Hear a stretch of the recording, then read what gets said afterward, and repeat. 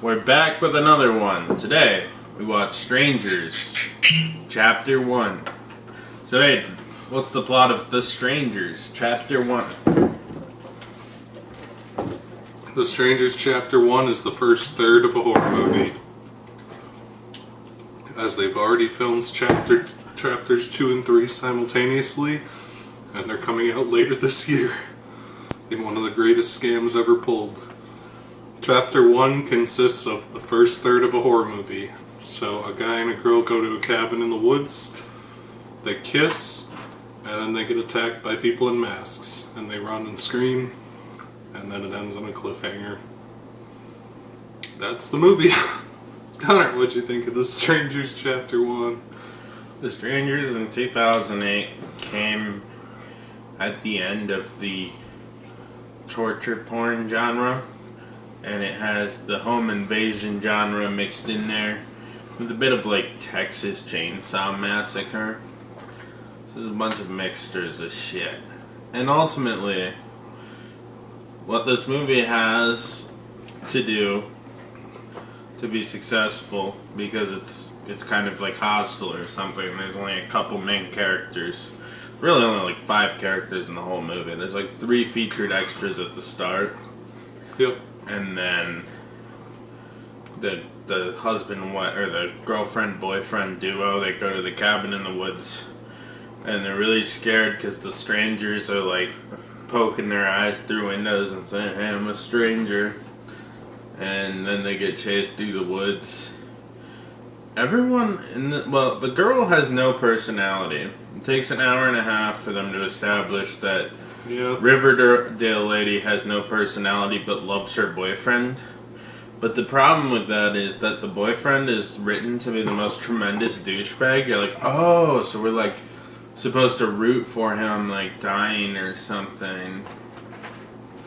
But then no, not really. He just kind of... I thought it was going to turn out he was in on it because he's such a tremendous douchebag. I wouldn't be surprised if he was. I wouldn't be surprised if that was the twist, because number 2 says it's a twist on it. That, or she's gonna start hunting the strangers in a revenge picture. I think it's gonna be a revenge movie. I think the third one's her hunting the strangers. I don't know what the second one's gonna be.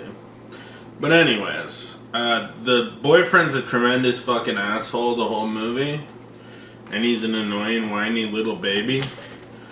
And then he'll like say the douchiest thing ever and get like upset about cheeseburgers and shit. And then she'll be like, "I love you because you're awesome personality." It's like, no.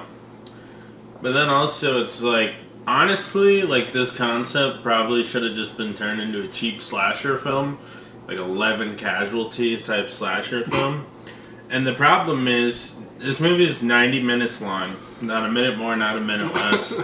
And it should have been less. It should have maybe been sub 75 minutes. And should have been 30. Then what they should have done is packed them on a 3-for-1 Mill Creek DVD and sent it out to the freaking bargain bin. But the bargain bins aren't a thing, so maybe just unceremoniously dump it as like a Tubi original.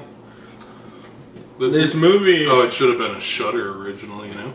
Oh yeah, it's not a bad idea. Like Pregvenge or whatever this that movie is. Should have been 30, and its sequel should have been 30, and the third one should have been 30, and they should have all been combined into one movie called The Stranger's Beginning or something.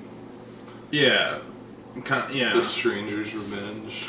It just was fucking boring was the problem. Yeah, like, it's a fucking snoozer. The fucking characters are assholes. It wasn't scary. The sound design was particularly annoying. There were a bunch of kids. There were like a couple in front of us. And they were chatting the whole time. Like, I couldn't even be annoyed with them. How am I supposed to be annoyed? How are you not supposed to be so fucking bored at this movie? Granted, they were talking from the first second. This could have been some sort of magnum opus from the guy who directed Nightmare on Elm Street, The Dream Warrior, and Die Hard 2. But it wasn't. So I don't blame them for talking. I'm fine with it. I give them a pass. I was organizing my Pokemon Go boxes halfway through. Yeah, I was doing a lot of shit that wasn't watching the movie because we were in the back, and since the fucking auditorium was empty, I thought I would get in doing other shit. But yeah, no, it was horrendous, honestly. The biggest problem is it was boring. It's both pretentious and really, kind of a cash grab to extend this into 3 parts.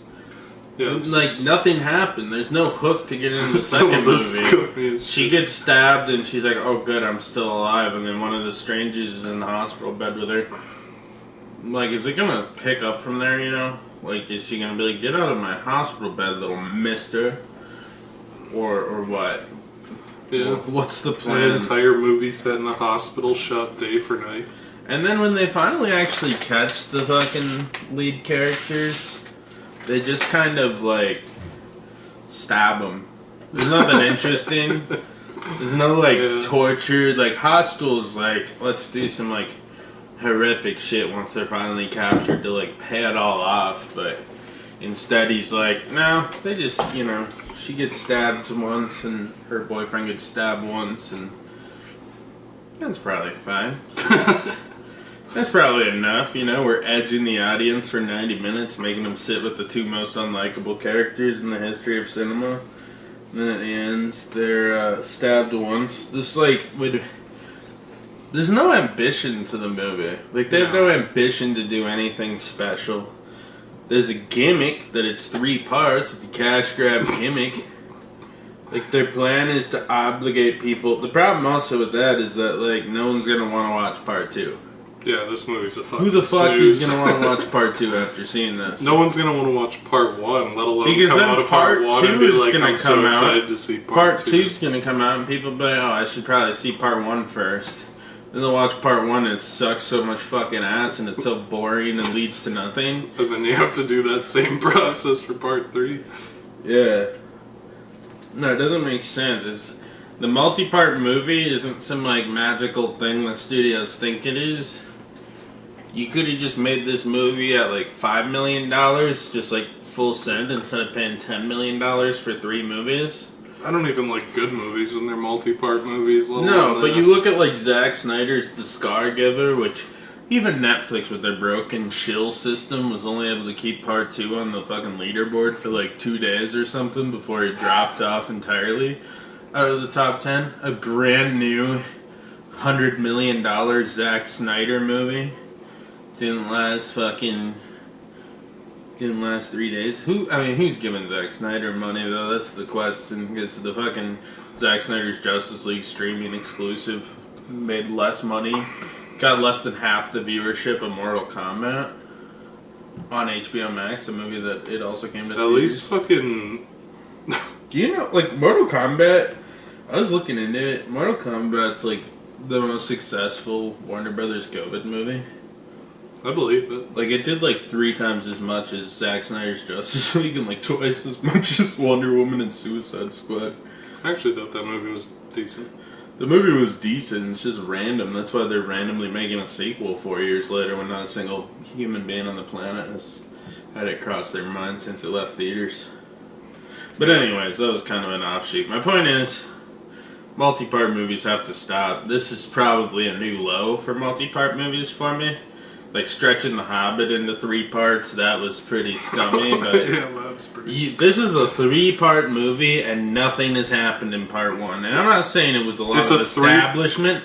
I'm saying 90% of this movie was fucking filler. It's a 3-part movie based on a 90-minute movie. My thinking is they have about 30 minutes of plot, like exposition, like reasonable plot, and they're trying to stuff it between 3 movies. And the one thing they forgot is when you got 2 characters, maybe like make them likable, make you want to see them live, and don't have blatantly dumb stuff. Like at one point, after a lot of like getting stalked and tortured by these guys, this guy, the main dude, unceremoniously blasts a guy, and then he's like, "Oh no, this was a good guy," and then he gets one of the bad guys in his sights, and he's like, "I will shoot you.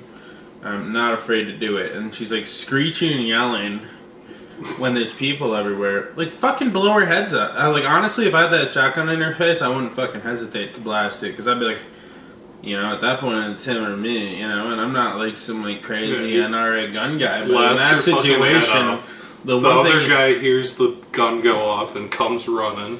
none of them and you have blow guns, his but fucking him head because off. he took the gun. He stripped the one like the most useful weapon from him.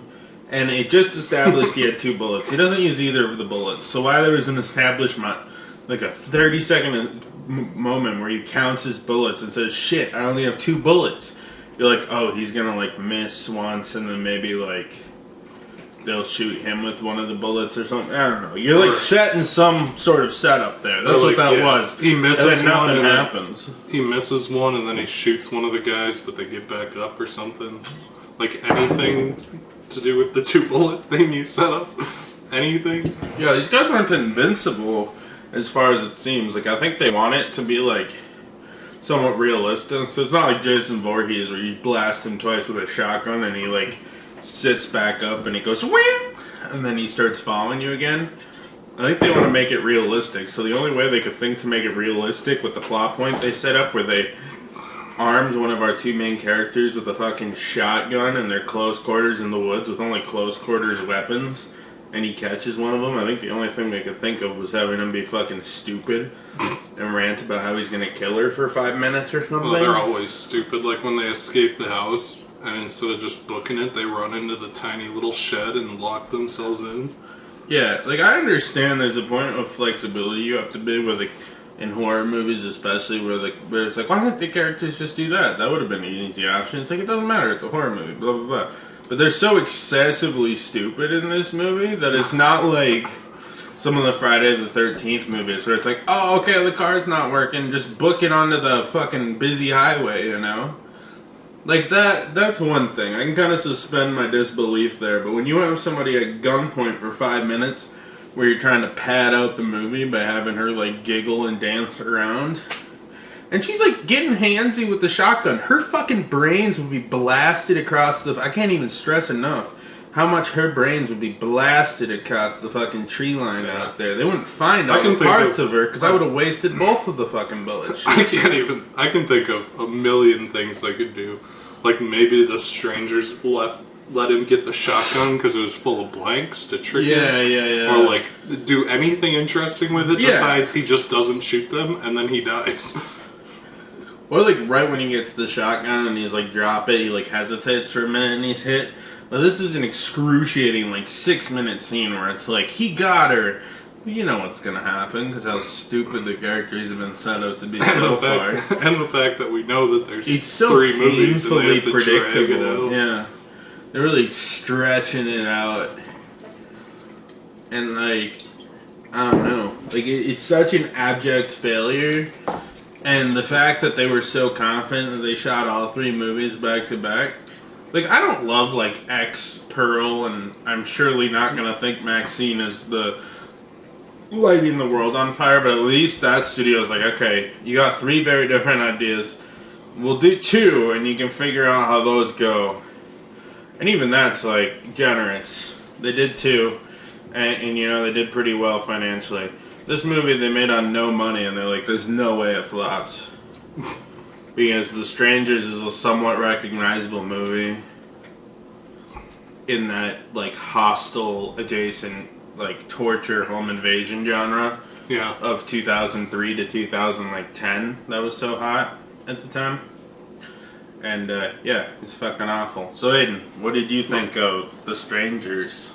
It's a bad, generic home invasion movie.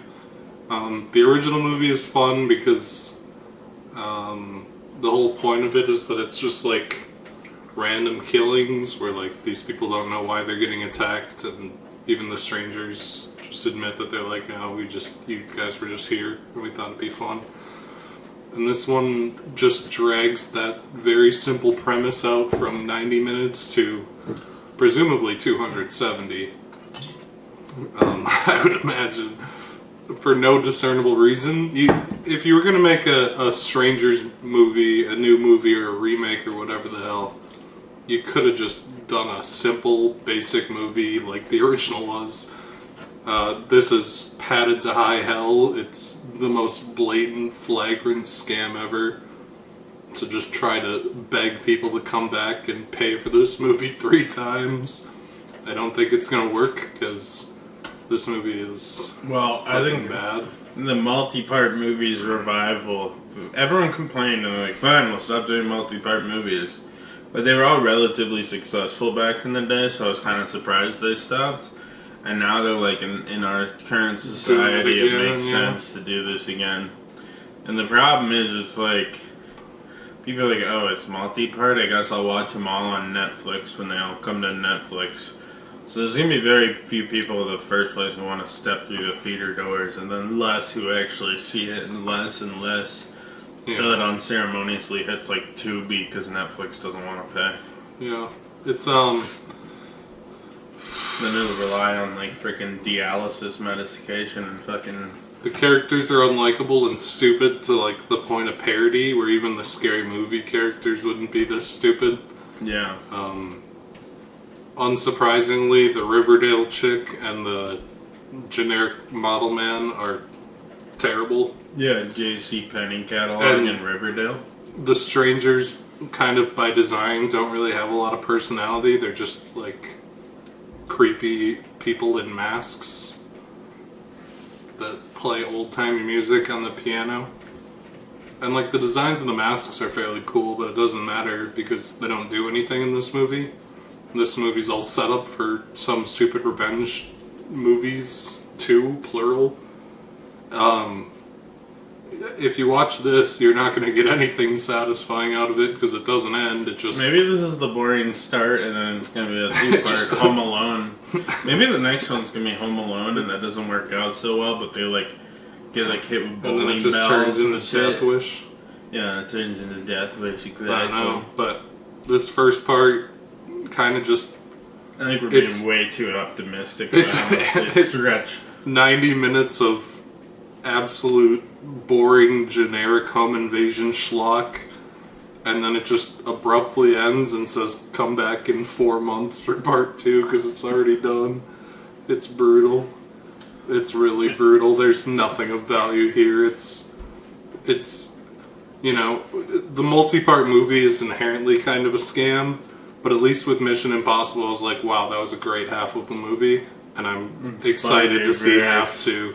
Fast and the Furious felt like a scam. Fast and the Furious felt like a scam, but Spider-Verse and Mission Impossible and a couple others are able to pull it off if they're good enough. In Spider-Verse, they're pretty much like, okay, ends on a cliffhanger.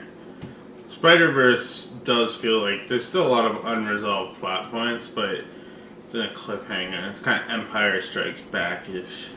Yeah. I mean, the next Spider-Verse movie is going to be very distinct from the previous one. Yeah. So it's, even though they're technically a 2-part movie, they're more of a sequel situation that just ends on a more blatant cliffhanger than usual. This is just flagrantly a third of a movie. Even I didn't pay for this movie because I have A-list and I still felt ripped off by the fact that this shit expects me to come back in 4 months and spend another A-list ticket on this disaster. Yeah, one of our 3 weekly tickets that we never... I think I've used all 3 weekly tickets once in my entire... Maybe once or twice.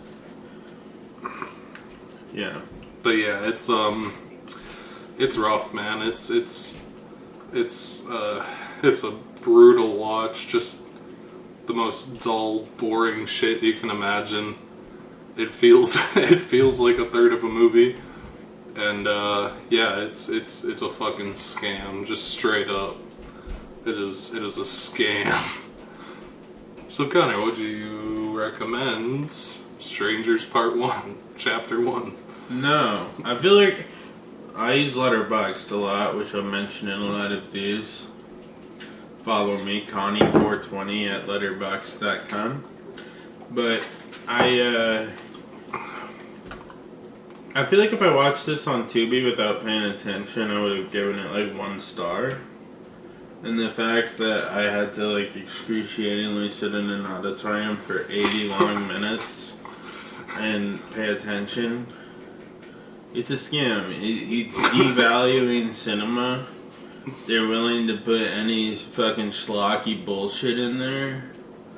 Here's my problem with Martin Scorsese's criticism of only big movies get put in the theaters. This is what you get. This is a B movie. This is a C movie. This is like imagine like actually like paying like $17 or full ticket price to watch this. Like, I got the A-list. I actually use it so I don't get totally scammed by AMC, since I'm a weirdo who likes watching like 1 or 2 movies a week. But if I was coming in this as somebody who just like actually like I want to see a horror movie. paid and didn't just say, I got ticket. A-list, I gotta use it. Because I mean, I gotta see like 2 movies a month to make my money back. I like to use 4 so I get a good deal. Yeah. And unfortunately, I feel robbed. I feel like AMC should recompensate me like $17. Because when you think about it, really, that's kind of a steal. Because this is torture. I'd rather work in the fucking mines, and I don't know what mine workers make per hour, but I want to get paid whatever it is working in the coal mines. For 90 And I don't mean 1901, I get a penny I can spend at the company store. I'm saying like unionized, like yeah, like $20-24 fucking $45. I go up. I gotta go potty, so I go up the 500 fucking floor. I go 5,000 feet up in the mine cart so I can hit the porta potty.